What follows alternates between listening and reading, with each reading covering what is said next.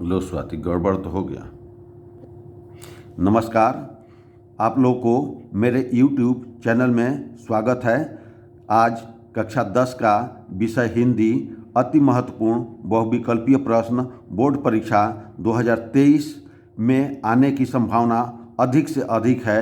Board परीक्षा में जो हर साल प्रश्न पूछे जाते हैं उनसे ये निकाला गया है। तो आइए शुरू करते हैं। हम ऑब्जेक्टिव क्वेश्चन से शुरुआत करते हैं।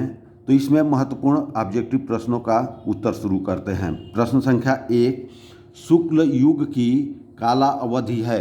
शुक्ल युग की काला अवधि है ए 1850 ईस्वी से 1900 ईस्वी तक, बी 1900 ईस्वी से 1920 ईस्वी तक, सी 1919 ईस्वी से 1938 ईस्वी तक, डी 1938 ईस्वी से 1980 ईस्वी तक। इस प्रश्न का सही उत्तर सी सही है।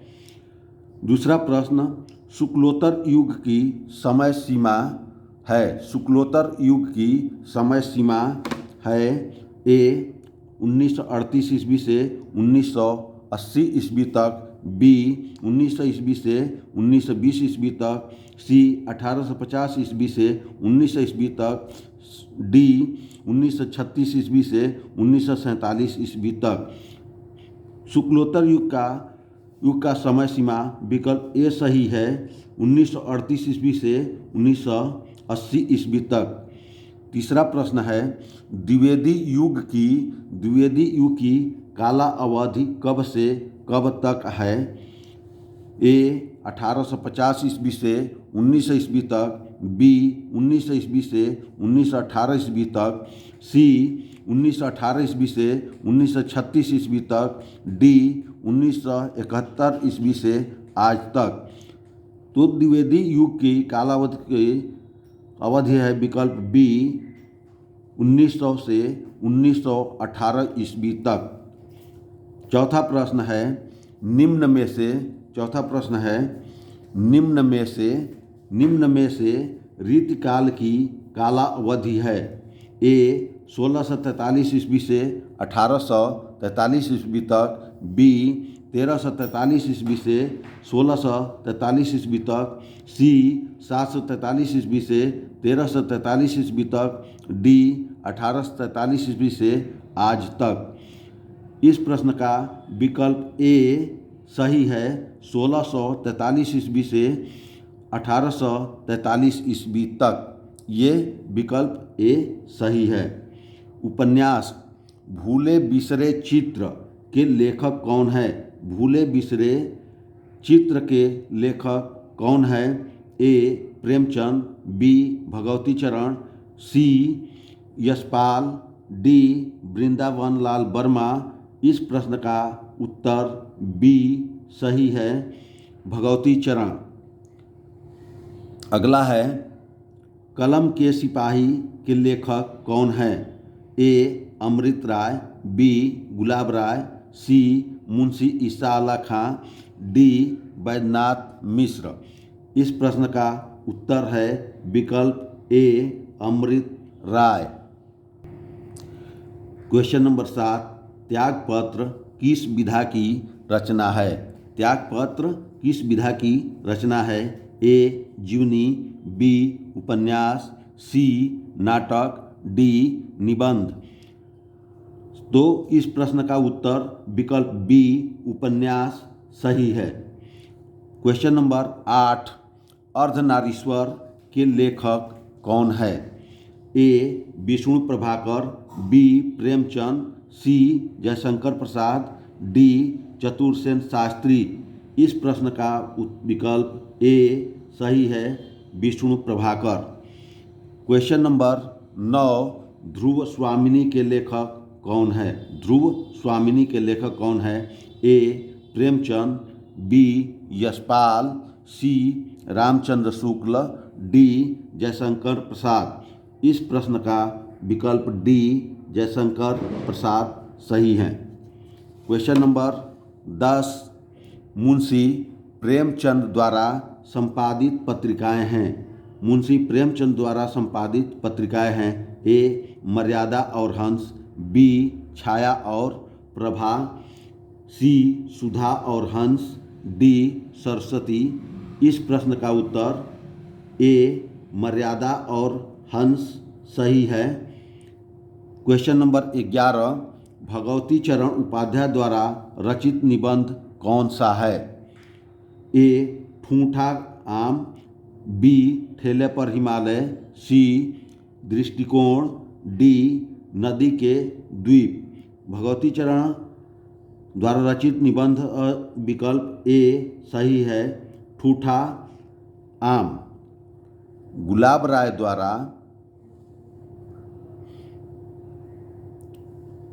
राय द्वारा रचित आत्मकथा कौन सी है?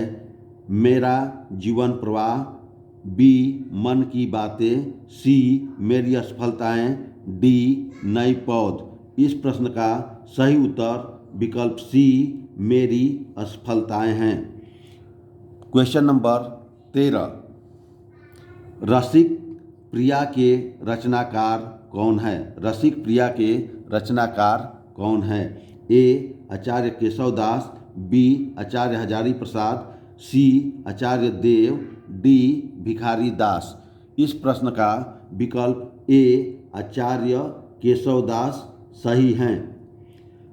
प्रश्न संख्या 14, निम्न में से मुक्तक काव्य के कवि कौन है? मुक्तक काव्य के कवि कौन है? ए बिहारी, बी भारतेंदु हरिश्चंद्र, सी कबीर दास, डी जगनीक।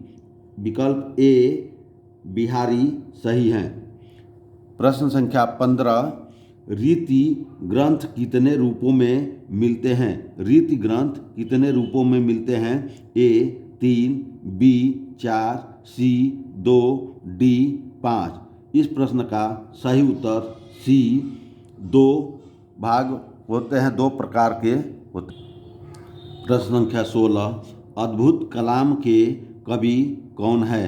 ए महावीर प्रसाद द्विवेदी, बी भारतेंदु हरिश्चंद्र, सी मैथिली शरण गुप्त, डी हरिऔध। अद्भुत आलाप के कवि कौन है? इस प्रश्न का सही उत्तर ए महावीर प्रसाद द्विवेदी सही हैं। क्वेश्चन नंबर 17, द्विवेदी युग के प्रसिद्ध कवि कौन है? द्विवेदी युग के प्रसिद्ध कवि कौन है? तुलसीदास, बी नरपत नाला, सी मैथिली शरण गुप्त, डी कबीरदास। विकल्प सी मैथिली शरण गुप्त सही हैं। अगला प्रश्न है, प्रगतिवादी युग की 2 प्रवृत्तियाँ, 2 विशेषताएं कौन सी है? 2 प्रवृत्तियाँ या 2 विशेषताएं, इस प्रश्न में दोनों विशेषताएं दिया गया है, तो विकल्प 2 सही होगा। इसलिए कि याद करने के लिए आपको सुविधा रहेगी। और ये प्रश्न जब भी आएगा तो इसमें से कोई एक विशेषताएं पूछेगा, तो एक विशेषताएं में केवल एक विकल्प सही होगा, तो OMR में कोई एक ही विकल्प भरने को आएगा। यहाँ पर आप लोगों को प्रश्नों की संख्या कम करने के लिए ये दोनों प्रकार के दिया गया है। ऐसे 2 प्रश्न है, इस प्रश्न से कभी भी आएगा तो एक ही उत्तर सही होगा, जो आपको दोनों में से कोई एक विकल्प में रहेगा। प्रगतिवादी युग की 2 प्रवृत्तियाँ विशेषताएं कौन सी है? ए सौंदर्य भावना, बी करुणा तथा नैराश्य की भावना, सी मानवतावादी प्रवृत्ति, डी विद्रोह एवं क्रांति की भावना। इस प्रश्न का सही उत्तर मानवतावादी प्रवृत्ति, डी विद्रोह एवं क्रांति की भावना। अगला प्रश्न है 19, निम्न में से छायावाद की 2 प्रवृत्तियाँ या विशेषताएं कौन सी हैं? ए मुक्तक प्रकृति चित्रण, बी कविता में हास्य और व्यंग्य के पुट का समावेश, सी श्रृंगार और प्रेम वेदना, डी प्रकृति का मानवीकरण। इस प्रश्न का भी 2 विकल्प सही है, लेकिन OMR शीट में इसमें से भी केवल एक ही विकल्प के रूप में प्रश्न आएगा। इसलिए आप लोग को याद करने के लिए ये प्रश्न दिया गया है। इस प्रश्न का भी उत्तर सी और डी सही है। अगला प्रश्न है, तीसरा सप्तक कब प्रकाशित हुआ? ए 1951 ईस्वी, बी 1959 ईस्वी, सी 1943 ईस्वी, डी 1979 ईस्वी। इस प्रश्न का सही उत्तर 1959 विकल्प बी सही है। कृति कंकाल के लेखक कौन है? कृति कंकाल के लेखक कौन है? ए जयशंकर प्रसाद, बी मुंशी प्रेमचंद, सी राम कुमार वर्मा, डी मैथिली शरण गुप्त। इस प्रश्न का सही उत्तर विकल्प ए जयशंकर प्रसाद हैं। रस मीमांसा के लेखक कौन है? रस मीमांसा के लेखक कौन है? ए आचार्य रामचंद्र शुक्ल, बी गुलाब राय, सी भगवत शरण उपाध्याय, डी, ये प्रश्न डी है, डी जयप्रकाश भारती। इस प्रश्न का सही उत्तर रस मीमांसा के लिए ए विकल्प सही है, रामचंद्र शुक्ल। अगला क्वेश्चन है, साकेत महाकाव्य की रचना किसने की है? साकेत, ए हरि औध, बी जयशंकर प्रसाद, सी मैथिली शरण गुप्त, डी नागार्जुन। इस प्रश्न का सही उत्तर विकल्प सी मैथिली शरण गुप्त जी हैं। अगला प्रश्न है, 24 यामा के लेखक या कवि कौन हैं? यामा के लेखक या कवि कौन हैं? विकल्प ए मैथिली शरण गुप्त, बी जयशंकर प्रसाद, सी महादेवी वर्मा, डी हजारी प्रसाद। इस प्रश्न का सही उत्तर विकल्प सी महादेवी वर्मा है। क्वेश्चन नंबर 25, मेरी आत्मकथा जीवनी के लेखक कौन है? ए doctor Rajendra Prasad, B doctor Hazari Prasad, सी डॉक्टर जयशंकर प्रसाद, विकल्प डी डॉक्टर हरिवंश राय बच्चन। इस प्रश्न का सही उत्तर डॉक्टर राजेंद्र प्रसाद हैं। अगला प्रश्न, चिंतामणि किस विधा की रचना है? चिंतामणि किस विधा की रचना है? ए निबंध, बी कविता, सी नाटक, डी कहानी। इस प्रश्न का सही उत्तर विकल्प ए निबंध सही है। अगला प्रश्न है 27, बाबू गुलाब राय किस युग के लेखक हैं? बाबू गुलाब राय किस युग के लेखक हैं? ए भारतेंदु युग, बी द्विवेदी युग, सी शुक्ल युग, डी शुक्लोत्तर युग। भारतेंदु गुलाब राय शुक्ल युग के कवि हैं। अगला प्रश्न, प्रिय प्रवास किस युग की रचना है? ए द्विवेदी युग, बी भारतेंदु युग, सी प्रगतिवादी युग, डी छायावादी युग। इस प्रश्न का सही उत्तर विकल्प ए द्विवेदी युग हैं। नीड़ का निर्माण फिर किस विधा की रचना है?